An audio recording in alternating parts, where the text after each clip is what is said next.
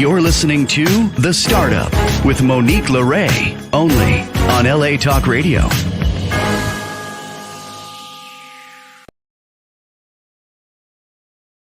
How's it going, Los Angeles? This is The Startup with Monique Lore. I'm Monique Lore. I'm here in beautiful Park City, Utah for Sundance Film Festival. I am in my Uber. Listen, you plan an hour in advance and it's still not enough. So I am never going to cancel the show. I have so many exciting guests today. Shout out to my driver, Carlos, today. Thank you, Carlos, for having me here. And so the first guest today is Ron. Ron, welcome to the show. Ron Levin. Thanks, Monique. Thanks for being here. Absolutely. So why don't you go ahead and introduce yourself to the listeners and viewers and tell us about your brand? Absolutely. So I'm Ron Levin. I'm over in Boston, other side of the country here.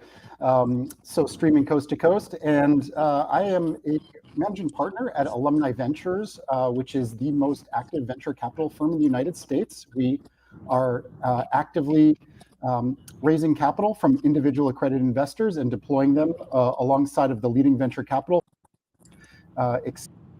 technology startup companies across many different sectors, stages, and geographies.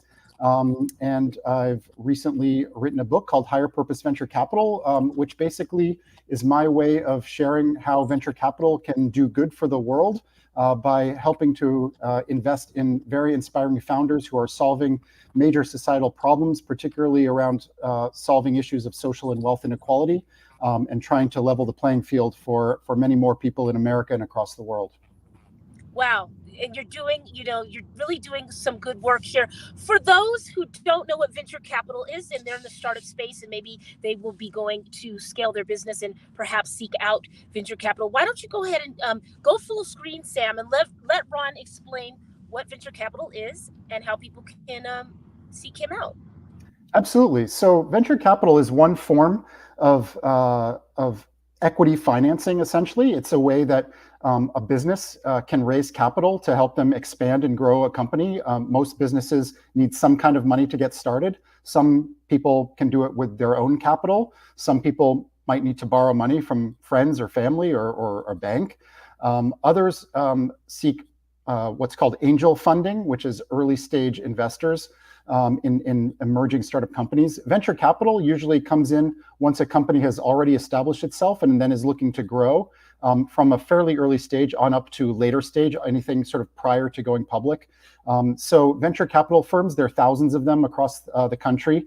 They tend to invest in companies that are highly scalable, which often means they're driven by some form of technology. They can be software or hardware or biotechnology or lots of other different industries, but usually something that makes them highly scalable because venture capital investors like to invest in something that, if it goes well, can become a really big company like the Facebooks and Googles and Amazons of the world. Though not every company that receives venture capital, of course, will get that far. But the hope is that with the right amount of capital at the right stages of growth, companies will have the opportunity to achieve much more than they could just by sort of doing it organically on their own. So that's why an investor will come in, and investors are looking to get outsized returns, generally beating the public stock market, because it's a riskier form of investment. We understand that a lot of startups will fail, but we do our best to support companies that have a lot of promise, and we try to be helpful whatever way we can be to help them keep growing to the next level. So there's thousands of companies across the country that are backed by venture capital, but not every company will raise venture capital or even needs to. But we do serve a segment, particularly those companies that are looking to really grow into major, hopefully one day even publicly traded companies. Beautiful. So, Ron, why don't you tell us what is your ideal startup or medium to scale business that you're really looking for in Q1 and Q2 of 2024? What would really just make your investors happy, make you happy to level that inequity in the financial world and the startup world? Yeah, absolutely. So there's a lot that we look at. My team particularly is very active. We make more than one new investment every week. So we look for lots of different kinds of business models. I try to go to every conversation with an open mind. I expect to learn something new every time I talk to an entrepreneur. And a lot of the companies that I've invested in and that I've written about are indeed trying to solve some sort of inequity gap. A lot of it having to do with wealth inequality. So since you're in LA, I have to cite one of my favorite companies that I've invested in and written about, which is called Solo Funds, which is basically a marketplace for short-term low interest loans, which is basically out to disrupt the whole payday lending industry. So if someone has an unexpected medical bill, auto repair, they might need a few $100, but only need it for 30 days, and they don't want to have to pay some usurious interest rate, they can go to a marketplace and find lenders that are willing to lend maybe just $100 for 30 days so that they can afford to pay an unexpected bill and get through maybe a tough time. So that's one example of something that I've invested in. But right now, everything is, all eyes are on AI. So how is AI going to transform industries? I've invested in another AI-driven company in the education technology space called All Here, which works with inner city public schools and helps them connect with families to reduce student absenteeism using AI-based chatbots, for example. So there's a lot of really exciting technology. I think AI is going to transform a lot of what companies are doing today, and we're going to see really breakthrough innovation happening at a pace that's accelerating, particularly over the course of this year. Wonderful. And so now I really would love for you to plug your business. Where can people follow you? Where can they support? And where can they even reach out to get support for their brand?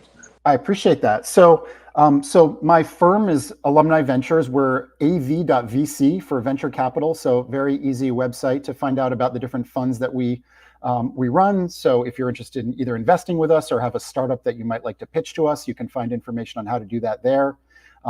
Regarding my book and which is called Higher Purpose Venture Capital, higherpurposevc.com will give you more information about the book and how to get a copy. And then lastly, I also blog. I call it the Higher Purpose Smorgasblog. It's a lot about startups and entrepreneurship and venture capital, but I sometimes talk about other topics as well that all have to do with hopefully making the world a little bit better place. So it's my name, ronlevin.substack.com, to find the Higher Purpose Smorgasblog. So welcome your feedback if you wish to reach out about the blog, the book, adventure investing, or anything related to any of these topics. Thank you so much for dealing with the traffic at Park City here at Sundance, and you plug in what you're doing. And I really love the title, the smorgasbord. It's really true. I mean, it sounds like you're incorporating a lot of brands that really could use visibility. Last question for you, where do you find has the least visibility in the VC world that you'd really like to help? I love the payday loan idea. Yeah, there's a lot of really important innovation happening in different areas. I can touch on a couple of them. I think there's really interesting things happening in the area of disability technology. I talk a lot about dealing with solving issues of inequality, and very often that has to do with race and gender, and all extremely important issues that I try to highlight. But issues of, say, mental health and disability and general wellness and public health, trying to destigmatize mental health issues and neurodiversity issues, I think is very important, and is an area that I hope more investors focus on, because there are a lot of incredible entrepreneurs out there with really clever ideas that I think have a chance of changing the world, making people's lives a lot better. So that's one area. There are many more around food security, housing. There's a lot more happening in that area, and it's not necessarily an area, housing, that venture capitalists think about, because you kind of wonder what's the technology angle. But there actually are some really clever ideas, like accessory dwelling units, making more space available for low and moderate income families to live, that actually venture capital is supporting. So yeah, I'd encourage anyone who's interested in getting a breadth of ideas to pick up a copy of my book, because I touch on a lot of different areas where I think venture capital can be really helpful. Let's plug that book one more time. It's a great gift for Valentine's Day. You don't even need to wait till Valentine's Day. It's a good book for any entrepreneur out there. Let's plug that. And where can we? Amazon, right? We can order it there. Absolutely. We're on Amazon. We have a paperback copy. I think it's on sale for under $20 now. There's also a Kindle version, which is only a few bucks. If you want the e-version, it's on a few other websites like Barnes & Noble as well. And if you just want to read up a little bit more on what the book is about and maybe my background, higherpurposevc.com is where you'll find that. All right. Now, since I have you here, Ron, I've got 5 more minutes with you. Why don't you give us a few more tips on how to make a pitch deck, how to make a proposal really stand out from the rest and get funded? Oh, that's a fantastic question. And not every entrepreneur kind of nails that, certainly on the first or second try. But I think if you're raising capital, particularly if you want to go out and raise from venture capital investors, think big. A couple of things that venture investors want to see are a big market size. So if this works, can you potentially be $1 billion business? Are you serving a big enough market? And what is your defensibility? Are you doing something unique that hasn't been done before? Are you creating some kind of technology that really hasn't been done or hasn't been implemented in the right way? What's your specific strength, and what are you doing that's going to be different from anyone else out there? And also, highlight the team. What drew you to this problem as a founder, and anyone else who might be working on the idea? What's your unique skill set? How do you complement each other potentially as co-founders? Because the team is really everything. There are lots of great ideas, but it always comes down to execution. So what's going to prove that you can get it done? So if you focus on the market, the product, the team, you'll be off to a good start. And investors really want to hear big revolutionary ideas. We talk about moonshots, and not every idea has to be quantum computing or something extremely technologically revolutionary, but we do like to see something that, if it works, it can be really big. So just keep pushing those big ideas. I love that. So let's get your handles one more time. I will make sure everyone has them. Go ahead. Absolutely. So find us at Alumni Ventures at av.vc. My blog is at ronlevin.substack.com, the Higher Purpose Smorgasblog. And my book, Higher Purpose Venture Capital, is available at Amazon, Barnes & Noble, and you can read more at higherpurposevc.com. Thank you so much for making time, and congratulations on your book. Congratulations on everything. And I hope to have you back. We would love to give you maybe another half an hour segment when we're not rushing around Sundance. Thanks, Monique. I really appreciate your time. Thank you so much for having me. Thank you. All right. Have a good one. All right, you guys, that was Ron Levin. He's got something really great. So actually, we've got our next guest here as I get settled in, guys. It's been a heck of a day. Shout out to our sponsors. Shout out to everyone that supported the show and us traveling. This show is real, guys. You're seeing me do this in real time. I finally made it back here. I want to give a shout out to everyone who's helped make this trip possible, and really this last minute thing we've done to come here and network, and try to get this film picked up. So I want to say thank you to some of our sponsors. Everyday Soul Dances, Elaine Holm. This is her beautiful book. You can get this on Amazon. This is a really great guide for balance and all things wellness in 2024 and beyond. I also would like to give a shout out to some of the sponsors in the swag bag for our adventures here at Sundance. So I'm going to actually show you what we gave everybody on the street team here. We were, networking and giving out goodie bags. And I want to just give a shout out to some of the sponsors here. Iron Lace, Jewels, Everyday Soul Dances, The Pandemic Film, of course, which is my film, Fly Wines, and Michael Solberg Family Wines, of course, and Vacalera Studios. I hope I didn't butcher that, everybody, but I'll actually tag them on social media. I was walking around, sharing some love and really just speaking to people about their projects, about what they have going, and getting feedback about ours. So that's why we're kind of running around today. And it happens to be my birthday. So, we don't, no rest for the hardworking here, but I'm excited for our next guest. I don't really see the chat here, but I think we have him. Jim, hello, James, there he is. How are you, sir? Hello. We made it happen. I did, and I'm so glad that you're having me on. I can't tell you that, I was all ready to go last week, and the link never got to me. It got out, but it didn't get to me. So I'm sorry about that. But thank you so much for having me. I appreciate it. Oh my goodness, it's absolute pleasure to meet you, meet you, and I'm here in Park City freezing my tail off, James, but I'm excited. I'm excited to be in your presence, and I want to wish you all the best in 2024. I don't think people really understand who we have here. So I'd like to go full screen and give you the opportunity to introduce yourself and your book. Thank you very much. My name is Jim Brosnahan. I tried cases in civil and criminal courts and in appeals, including the U.S. Supreme Court, for 60 years. And I wanted to write a book that takes the reader into the excitement of trials and important appeals. And I hope that I have succeeded in doing that. The name of the book is Justice at Trial. And what I did, James J. Brosnahan is my name, and I took 19 of my cases and wrote about them as civil, criminal, murder, uh, presidential cover-ups, testimony against William Rehnquist, who was going to be the Chief Justice of the U.S. Supreme Court, the two cases I argued in the U.S. Supreme Court. But what I did, I got very good advice when I started, which was it's not about you. It's about the reader. What does the reader get out of this? And I worked very hard for 3 years and 11 months of editing to take the reader into specific situations where very often other people were the heroes, not me, but other people.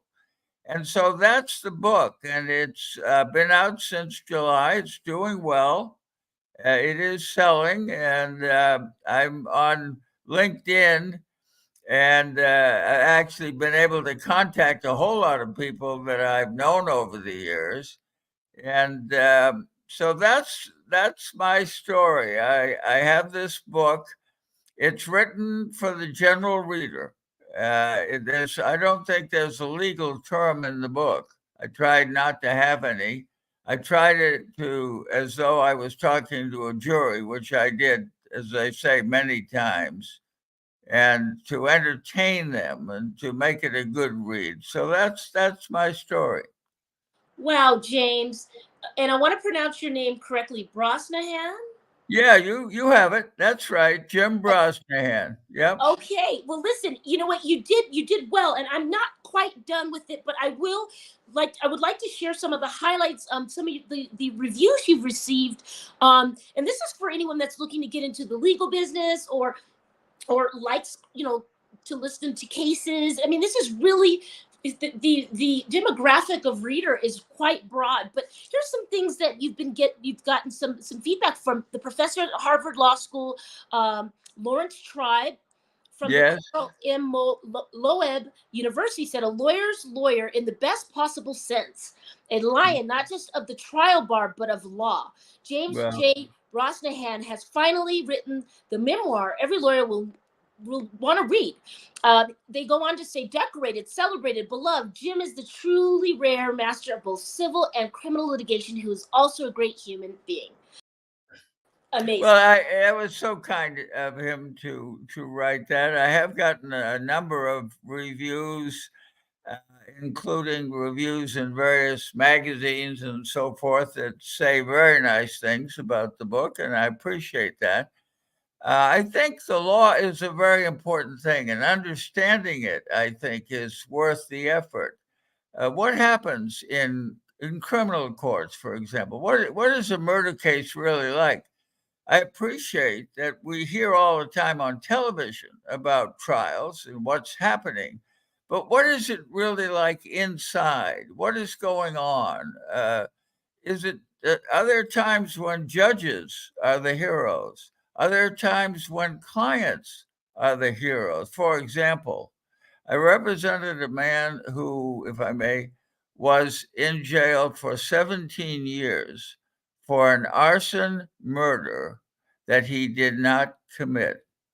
And I was asked by the Innocence Project to try his murder case for his defense, because the federal court had held that he should have a new trial. And I got ready for that trial. We were able to eliminate certain evidence because it wasn't reliable. And finally, the prosecutor said one day, he said, if he will admit he did the murder, I will let him out this afternoon. This is a man who'd been in jail for 17 years. And I said, I don't think he'll go for it. And I went to him and I said to him, this is what they offer you. You can leave jail today. And he said to me, and this is more fully described in the book. He said, I will either die in jail or I'll be exonerated. Now that's a person of enormous courage.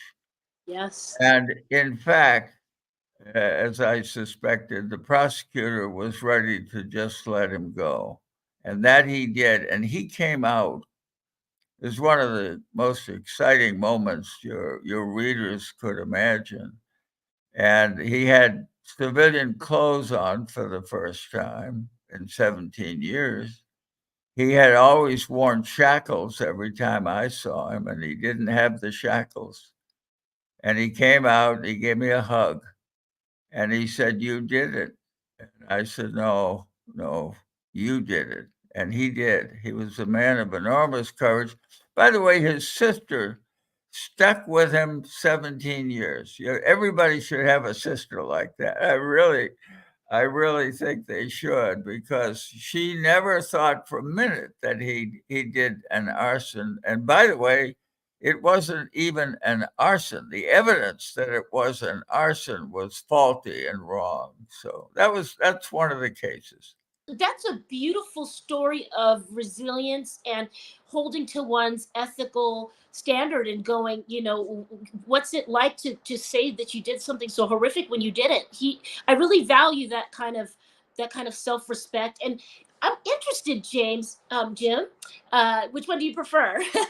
um, Jim, thank you. okay, yes, because I want to. So how did you get into this? Were you naturally always looking to be an advocate for the person that needed, that voice? Were you always a lion for the person that needed help? How did that come about for you?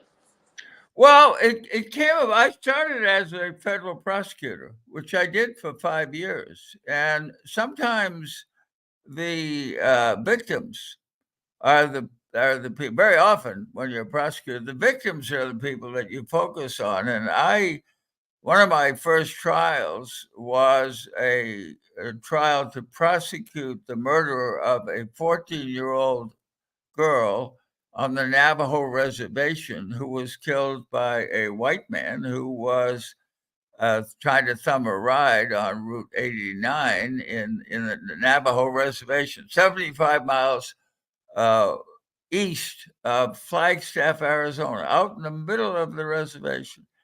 And at that time, that was very early in my career, the discrimination against Native Americans was very strong. And so picking that jury, as I describe in the book, was very important. I've got several murder cases. I've got each case is different.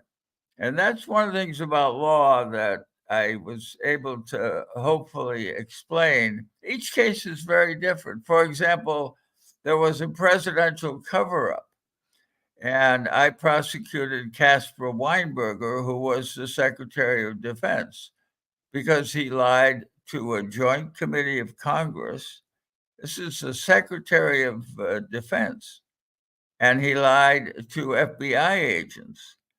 And the story of that is very interesting, and how it happens, and the pressure on him. Once President Reagan, and that's who it was, lied to the nation about whether he had ordered missiles to be sent to Iran. It was called Iran-Contra. It was a while ago. But what happens in a presidential cover-up? What happens to the people immediately in the presence of the president when he orders something like that? What are they supposed to do? In a way, Weinberger was a captive of being an important person in the administration. And I talk about presidential cover-ups. I talk a lot about getting a lawyer because thousands of people in our country can't get a lawyer. They go to court without lawyers. And I've been working on that. I don't want to tell you how many years I've been working on that issue, but it's a lot of years. And there are still many, many people that, for example, in some situations, they might be fighting for custody of their child and they go to court without a lawyer. And that's not right. It's just not right. So some of us, many actually lawyers, and very often the lawyers are heroes. I don't know if the reading public is ready for that, but there's so many lawyers that spend their whole life working for people who don't have poverty and other things are problems. There's times when you sit in a holding cell talking to your client, and there's nobody else that wants to talk to that person. And so you're kind of like a rabbi or a priest or a minister. You're the only one they can talk to. So a lot of lawyers are doing that every day, and I convey that in the book. It is a memoir. I tell the story, but there's a lot of other heroes in the book. Jim, thank you for sharing this and thank you for putting this together. I am so excited to finish it. I actually think, like I said before at the top of your segment, anyone that's interested in law, that interested in these trials that you've gone through, I think anyone just interested in how the system works. I know we have 3 minutes left in your segment, but in this election year and having this nation be so divided with many different points of view, and we've got loved ones that might not agree with us, and I find that you writing this and just keeping it black and white, proof or evidence with receipts will help maybe lead a conversation of finding some common ground with our loved ones, right? I'm hoping. I'm hoping it will do that. There is a personal story there. My wife and I were in law school together. She was one of 9 women in our law school, and one of the other women was Ruth Bader Ginsburg, who of course served on the U.S. Supreme Court. And so we guys decided to, if I may tell you this very short story, we decided that we had to have a cook. And we also decided we shouldn't date the cook because it would just get messy. I mean, there'd be a fight and we'd lose the cook or something. And we just all agreed rather formally, these law students, that we wouldn't try to date the cook. We got engaged 3 weeks later, and we got married 3 weeks after that. And we've just had our 65th wedding anniversary, and she was a judge for 40 years in Alameda County in San Francisco. So there are parts of the book that are a real memoir, and luckiest thing that ever happened to me. I mean, there were 525 law students. How can I put this? And she picked me, 65 years ago. So that's the big story of our family, I guess. Wow. This is awesome. I love the love story. It sounds like you really were truly on your path. Thank you for dropping knowledge. Thank you for all your help in gender discrimination, freedom of the press, voting rights, refugees, sexual harassment, false imprisonment. Thank you so much for the tribal laws and the tribal justice, and just thank you for being who you are. And let's have you back on. We need to have you back on sometimes, Jim. I would love it. Thank you so much. Thank you for Welcome. having me. I appreciate it. My pleasure. You're welcome anytime. All right, you guys, that's Jim Brosnan. Okay, this book, Justice at Trial, get into it. It's only got, let's see how many pages it's got. I'm still cracking it open, guys. It's got less than 300 pages, so get into this. Sam, do we have our next guest in the wings? Ashley Joy Boyd. Welcome to the Startup, Ashley. How are you? Thank you so much for having me. I'm amazing. How are you? Happy birthday. Thank you. Thank you for remembering, girlfriend. My toes are a little frozen, But I'm here in Park City for Sundance, and thank you for joining us on a Sunday. Let's go full screen. Yes, let's go full screen. Why don't you tell the listeners and the viewers who you are? Absolutely. My name is Ashley Joy Boyd, and I am the author of Financially Fly, Mastering Money and Wealth for Women, which is a book that focuses on financial literacy for women. I wrote this book because I feel like still in this day and age, financial literacy is such a taboo topic among some women. And I just wanted to open up the door for conversation, for engagement, for women to really have a thorough understanding of how to become financially free. I think that this is a very timely book, as we go into Q1. We're in Q1 of 2024, and things are shifting, right? We're seeing the ecosystem of startups and people. If you're looking at the numbers and who's really adding, a value add to the community, we're seeing women of color. We're seeing women. We're just stepping into our prime. I feel all the work from the 60s is coming to fruition. How did you get started? And give us a little bit of some tips for those who are looking to get in this space. Absolutely. No, I agree with you wholeheartedly. There's definitely a shift. And I feel like women are just pushing. They're pushing the line so tremendously. Most of the businesses that have been started in the last, couple of years, majority of them are women of color, and we are just thriving in that area right now. I got started in the entertainment industry. I'm born and raised in Detroit, Michigan, product of an entertainment household. My mom was a singer. My dad managed the group. I got a little bit of both the entertainment and the business growing up. And I fell in love with the business side. Fast forward a few years, I was offered a record deal, which I accepted. I was an artist with Universal Records for a bit. And I fell in love with the entertainment industry so much. Currently, I am a songwriter. I own a music publishing company, and it's just been my experiences in, meeting amazing women across the country and in and out of this industry where I realized that our finances are not something that we talk about openly and freely. And I wanted to take time in the book to really make sure people understand their relationship with money. I wanted to make sure that people understood that the people that they are surrounded by directly affects their success. Your network is your net worth. So I have an entertainment background, and you may know a song that I wrote, Justin Bieber's Yummy. Are you familiar with that song? What do you mean? Of course. That's a hit. Damn, you wrote that? I did. I wrote that with my husband, who is also a songwriting legend, Pooh Bear. He's been in the industry for over 25 years now. He's an amazing songwriter as well, but we co-wrote that one together. Okay, talk about couple goals, girlfriend. Yes. I love speaking in this space, right? Your network truly is. I didn't learn that, honestly, until the last 12 to 24 months, where I look at my network and I'm like, okay, who can I help? Who can help me? How can I leverage what I've already worked on? And you're right. So let's get into it. We have about 7 more minutes in your segment. Let's get into this, right? So let's say you're a startup, you're scaling to mid-size, and you're looking at your money. You got cash coming in and you got cash going out. How can someone, anyone, men, women, everybody here, how can they take some money from their income after they've paid their balance sheet? They've looked at the balance sheet and they've got working capital. Maybe it's not a lot. How can they not be overwhelmed and take a little bite of the sandwich and really save away for the things that matter to them?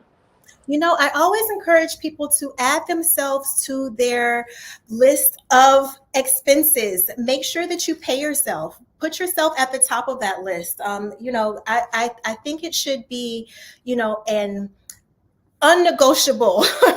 I feel like you have to take time and you have to value yourself. You have to pay yourself first. Now, whatever your numbers are, I know it varies for everybody, but I feel like if you assess your business, your income at the beginning of the year, you figure out what works. You may need to readjust and reassess a couple times during the year, but I think that it is so important to take time to pay yourself first so that you can use the account for Whatever you please. That's the joy. When you take time and you pour into yourself, it's up to you how you spend that particular money. So I'm really big on making sure that things are allocated properly and structured properly so that you can see what's coming and what's going. But yeah, absolutely. I think paying yourself and not missing that payment, treat it like it's going to show up on your credit report.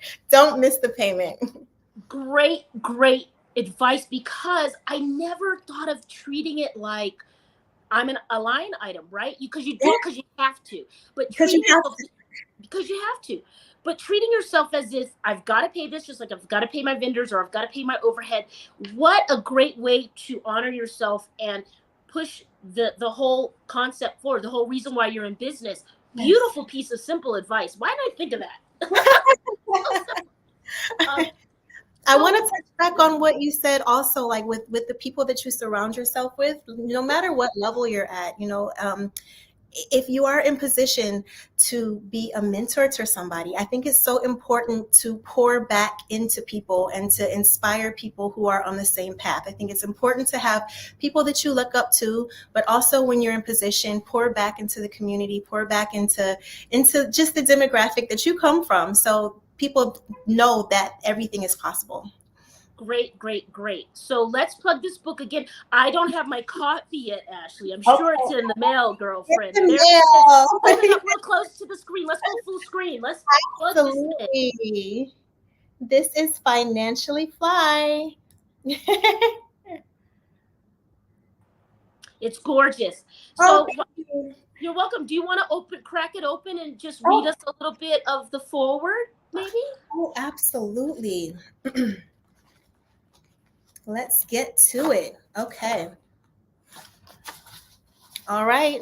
This is about my upbringing. All my life, I have been a girl's girl. Since I was young, I've been inspired by stylish, affluent female bosses whose confidence and sophistication entered the room before they did. My mother, Donna D., was a jewelry designer, and we owned a gorgeous jewelry gallery in Detroit, Michigan. If you know anybody from Detroit, odds are they take fashion seriously.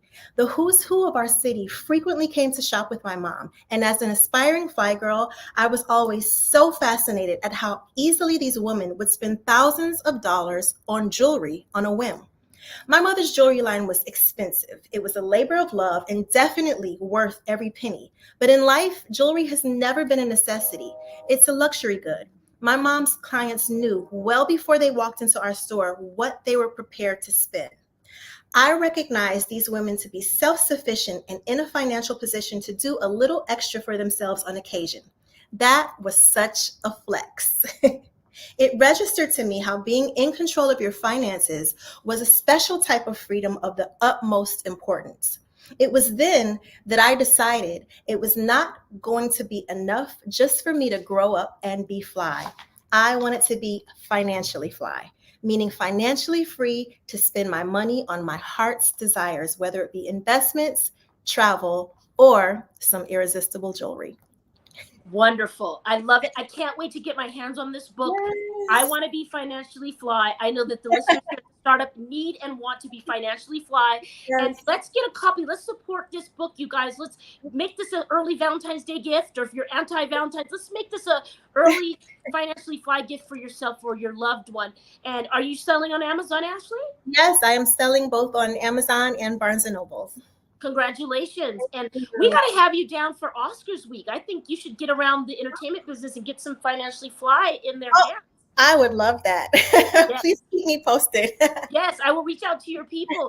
Thank you so much for taking time on a Sunday, and have a beautiful rest of your weekend. I appreciate you so much. Have an amazing birthday. Thank you, dear. All right.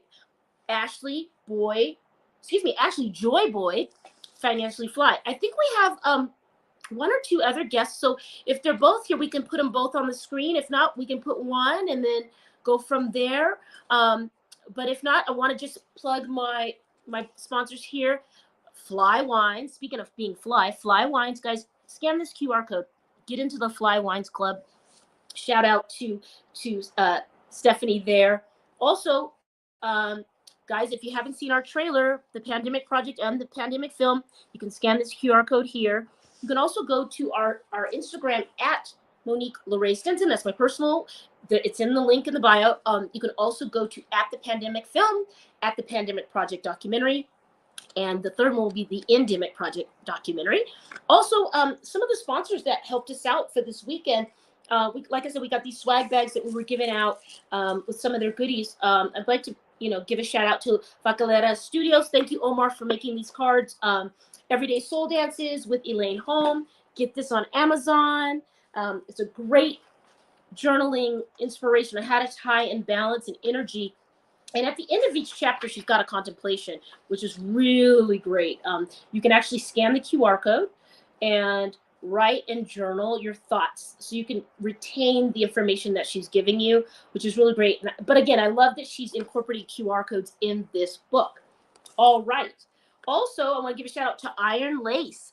Can't see it here. She makes a beautiful handcrafted jewelry that she uses really different elements and different materials.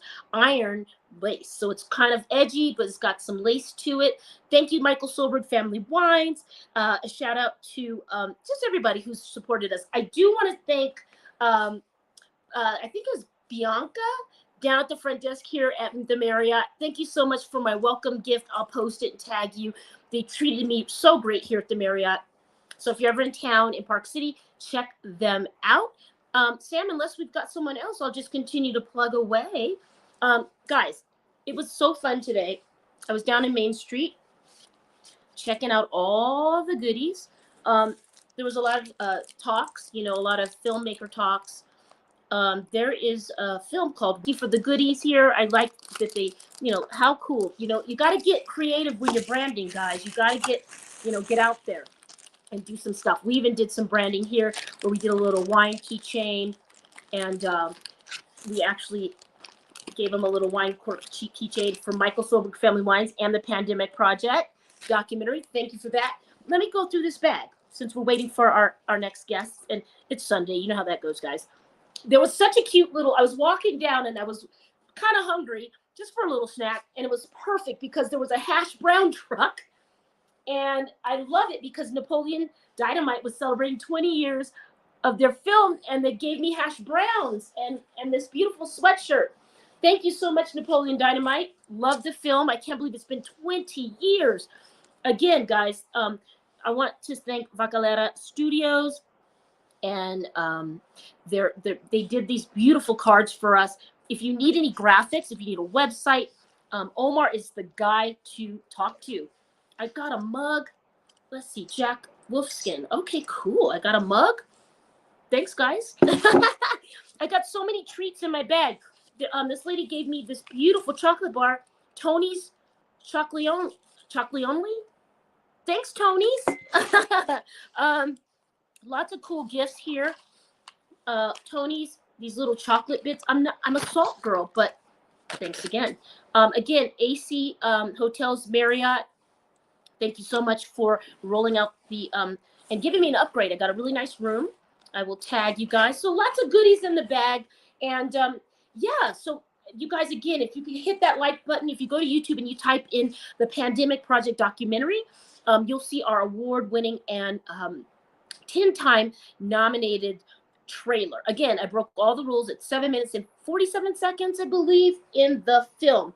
I also want to say thank you to Jim Bronsnahan for writing this fantastic book, Justice at Trial. It's a memoir. I mean, he really, everything in here he lived. So, hey, I love it. I ran into some really interesting people today. I'll tag them on social media and on my story. Again, if you guys don't know what the Pandemic Project documentary is and the Pandemic film, which is the second film in our 3-film trilogy, it's about documenting us. It's not a political film at all. It is from everybody's everyday people's mouths and testimonials about their life in this once in 100 year event. I know we're all burned out on it. Maybe it's a good time capsule piece that you can look back on later when you're not burnt out on it. But it was really, really a good time to run around the country.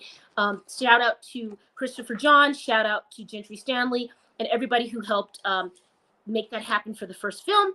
And the second film is the international version, okay? And it's kind of like a scary movie. I got the horror kind of vibe going. Hopefully someone's in the wings, but if not, we can still chat a few more minutes, and then I've got to get to my birthday dinner, you guys. It is snowing outside.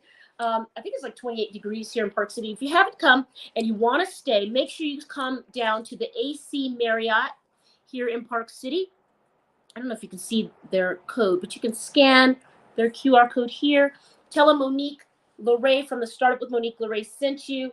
Ask for Bianca. She's awesome, and she's really good at what she does here. You guys got a really good one there. I got a little welcome basket. It's on this side. I can't show it to you, but thank you for making me feel at home. It's my second year here, kind of hustling my film and, just networking and really trying to get the word out about the films. It's a challenge to get it in the film festival here. So a shout out to all the people who are festing, who are featured this year in 2024 at Sundance. I think that this is a huge congratulations is in order. I know how hard it can be. And for all of you who are here, shortly after, you see a lot of people get distribution for their films. So shout out to everyone who's made it here. I was speaking in the lobby with someone who had their son's film that made it here. So I'm really excited for that. And maybe that'll be me one day, guys. So if you guys get those likes up on YouTube, again, here's our QR code right here at the bottom. Let me hold it up. Scan that, you guys. Shout out to Rexo XO. Thank you he's got some music in the film. He's really talented. I asked him to do a song about the pandemic, and he freestyled and he probably made that song within 3 days, I think. So he's a really talented rapper. His name is Xavier Caldwell. He goes by Rexo XO, spelled just like it sounds. You can check him out on all platforms, YouTube. I think he's on Spotify now. He called and told me he's got his channel. I think he's dropped a full album. Shout out to you, Rexo XO. Thank you so much for everything that you do. Let's talk about Fly Wines real quick. If you use this code, you guys, you get free wine. So who doesn't like free wine? Exclusive wines from independent wineries around the world. They joined us at our table for the Emmys week. Fly Wine. So if you see this logo, tell them Monique Lore from the Startup with Monique Lore sent you. They're on TikTok, Instagram. Scan this code and get some free wine, you guys. Just in time for Valentine's Day. I think that's all. I think we've covered it. Now, next week, we have a full show. Next week, we've got some great guests as well. Let's see. Oh, we've got a skincare brand coming. Oh, we've got a doctor coming.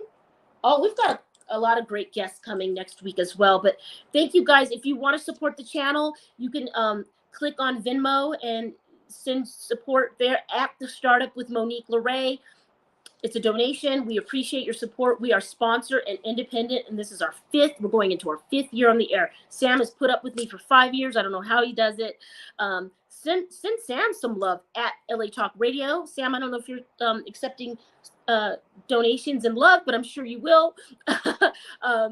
And thank you again for creating this independent, a free-thinking platform for entrepreneurs like myself and people who come on. And I'm really excited to see what 2024 holds. Thank you for all your beautiful birthday wishes. I haven't gotten to respond because it's been a busy day. I'll probably get back to everybody tomorrow. I was overwhelmed. My phone was dinging. So again, thank you for the love and the support. But guys, please forget the shout outs. All I need you to do is scan this code on the bottom right, hit that like button in the middle. It's going to give you 3 things. Hit the middle button for the trailer, hit that like button, leave a comment. I don't care what you say. I want to hear your opinion. And as usual, and as always, thank you again for your support and listening and watching our channel. What will you start up today? I will see you guys next week. Stay safe and have a good Sunday. Bye. You're listening to The Startup with Monique Lore, only on LA Talk Radio.